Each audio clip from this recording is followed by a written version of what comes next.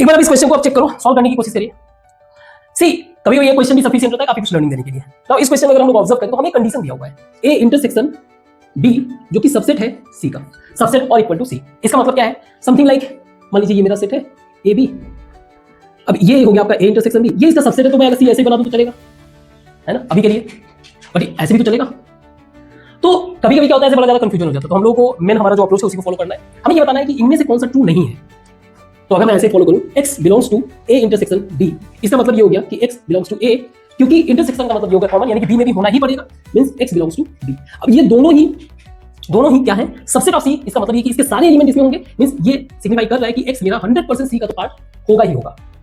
Clear? तो अगर आप इस वाले ऑप्शन को देखो तो b belongs to x belongs to b, x belongs to c, तो ये बाय डिफॉल्ट क्या हो रहा है, ये तो ट्रू है, हमें नॉट ट्रू फिगर आउट करना है, तो इसको तो छोड़ देते हैं, ये तो हमारे ऑप्शन में आएगा नहीं।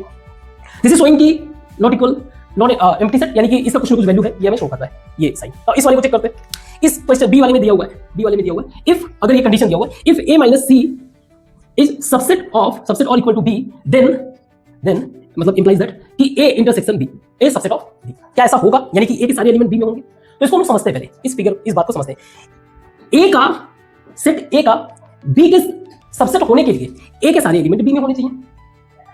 हमें ये तो दिया हुआ है a माइनस सी, कहने का मतलब ये है, आप देखो ये हमारा सेट है a और c, इसने ये काम तो कह दिया है कि भाई ये वाला जो वैल्यू है ना, ये तो पूरी तरीके से जो है b का सबसेट है, इसके बारे में कुछ नहीं कहा है, नथिंग।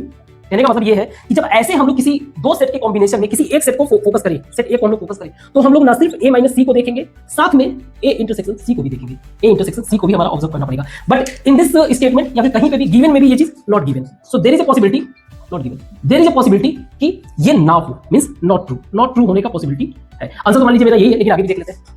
आगे दिया हुआ है c union a intersection c union b। अगर हम लोग इसको डिस्ट्रीब्यूटिव मेथड से भी फॉलो करें तो हम लोग कह सकते हैं c union a intersection b, है ना।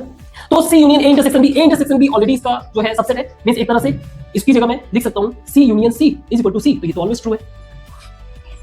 इस वाले में देखें, इसमें जो है a के सारे एलिमेंट हमें b से कंपेयर कराना है, सॉरी c से कंपेयर कराना है।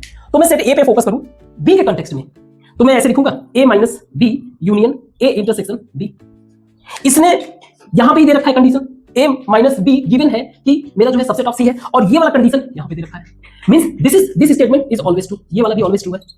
इसका एक पार्ट यहां पे मिल जा रहा है, दूसरा पार्ट हमें यहां पे मिल रहा है। इस वाले में यही प्रॉब्लम था, गेटिंग माय पॉइंट।